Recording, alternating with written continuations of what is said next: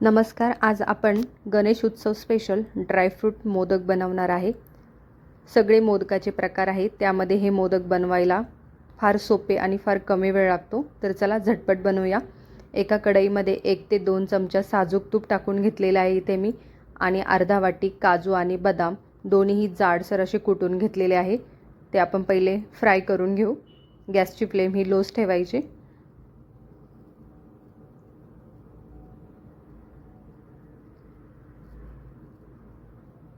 थोडासा colour change झाला की एक साईडला आपण पुन्हा 1 चमचा साजूक तूप टाकून घेऊ आणि 1 वाटी किसलेलं खोबरं. किसलेलं खोबरं मी पुन्हा मिक्सरच्या भांड्यामध्ये टाकून थोडं बारीक करून घेतलेलं आहे. आणि पुन्हा आपण हे सर्व एकत्र करून घेऊया.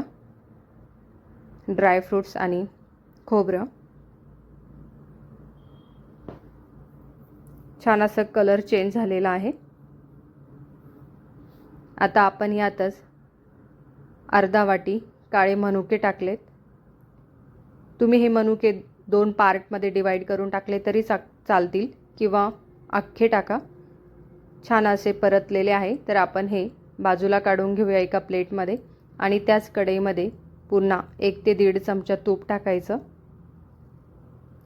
आणि इथे अर्धा बाउल काळी खजूर घेतलेली आहे. बिया काढून घ्यायच्या आणि चमच्याने असे स्मॅश करून घ्यायचे. स्मॅशरनी स्मॅश केली तरी चालेल, म्हणजे इझिली आणि पटकन होते. इथे मी चमच्याने छान अशी स्मॅश करून घेतलेली आहे आणि त्यातच आपण हे ड्रायफ्रूट्स वगैरे टाकून देऊ. गॅसची फ्लेम ही लोच ठेवायची, नाहीतर करपून जातं. आणि पुन्हा चमच्याने आपण हे सर्व एकजीव करून घेऊ. तुम्हाला चमच्याने जरा अवघड वाटत असेल, टफ वाटत असेल तर तुम्ही स्मॅशर यूज करा, त्याने ते अजून पटकन होईल. आणि ही प्रोसेस हार्डली 5 मिनिटामध्ये होते.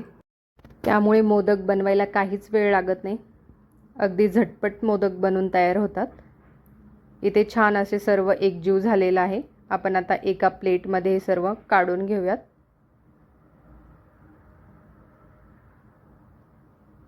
कलर पण अगदी छान आलेला आहे. आणि आता एक मोदकाचा साचा घ्यायचा. ऑइल वगैरे काहीच लावायची गरज नाही. आणि त्याच्यामध्ये आपण हे मिश्रण टाकूया आणि छान असं प्रेस करायचं, दाबून भरायचं. आणि इथे आपले छान असे ड्रायफ्रूटचे मोदक बनून तयार झालेले आहे. खूप छान बनतात आणि खायला पण फार टेस्टी लागतात. हेल्दी आहे, पौष्टिक आहे. अजिबात यात शुगर किंवा गूळ वगैरे काहीच वापरलेला नाही. त्यामुळे गणेश उत्सवामध्ये तुम्ही नक्की हे ड्रायफ्रूटचे मोदक बनवून बघा. आणि ही रेसिपी आवडली असेल तर चॅनलला लाईक करा, शेअर करा आणि सबस्क्राईब करायला अगदी फुकट आहे. त्यामुळे सगळ्यांनी सबस्क्राईब करा. तर परत भेटूया अशाच एका नवीन रेसिपीसोबत. धन्यवाद.